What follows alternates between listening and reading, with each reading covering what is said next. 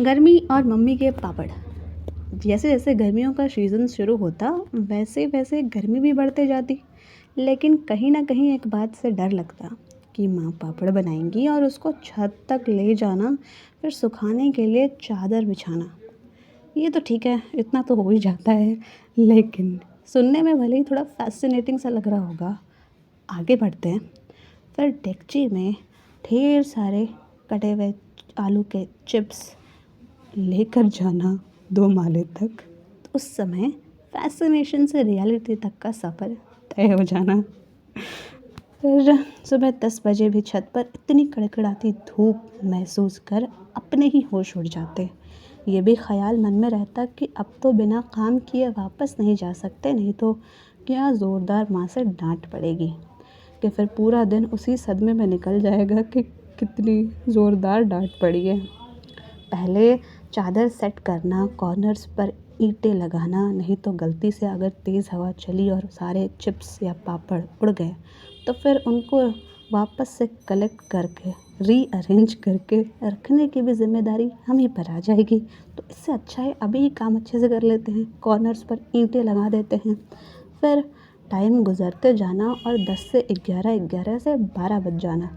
इसी बीच में धूप इतनी और कड़कड़ाती हुई फॉर्म में एक्सपैंड होती कि ज़मीन तो मानो इतनी गर्म होती कि उस पर पैर ही नहीं रखे जाते। लेकिन चिप्स तो चिप्स हैं, उनको सुखाना तो बनता है। भले ही उस टाइम पर ये काम करते करते थोड़ा पैरों में भी जलन हो जाती, क्योंकि ज़मीन इतना गर्म रहता, छत की ज़मीन, और धूप ऊपर से और तेज़ हो जाती। थोड़ी मेहनत लगती। अपने आप को थोड़ा दिलासा भी देना होता कि कोई नहीं, कर लेते हैं। क्योंकि सुबह से माँ को उठते हुए देखना और फिर सुबह से ही चीज़ों में लग जाना, आलू के चिप्स कट करना या पापड़ के लिए सारे मटेरियल्स अरेंज करना, उनको पकाना, तो उतनी सुबह से दोपहर तक की मेहनत वो ऑलरेडी करती हैं। तो उनकी मेहनत को भी समझना और बस थोड़ी अपनी तरफ से भी एफ़र्ट्स पुट कर देना, धूप थोड़ा सह लेना।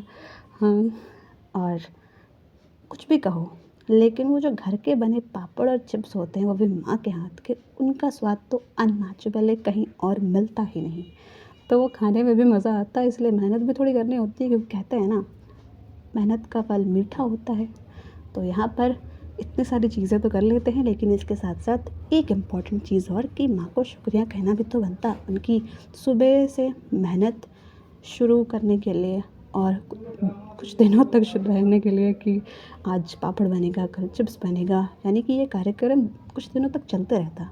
तो उतने दिन वो मेहनत करती रहती, हम भी अपने एफर्ट्स पुट करते रहते। तो शुक्रिया उनको भी कहना, बिकॉज़ इनिशिएटिव तो उनका रहता है ना। भले ही खाते बाद में हम भी हैं बड़े चाव से, लेकिन शुक्रिया कहने से उनको भी बेटर फील होगा और वो खुश हो जाएंगी।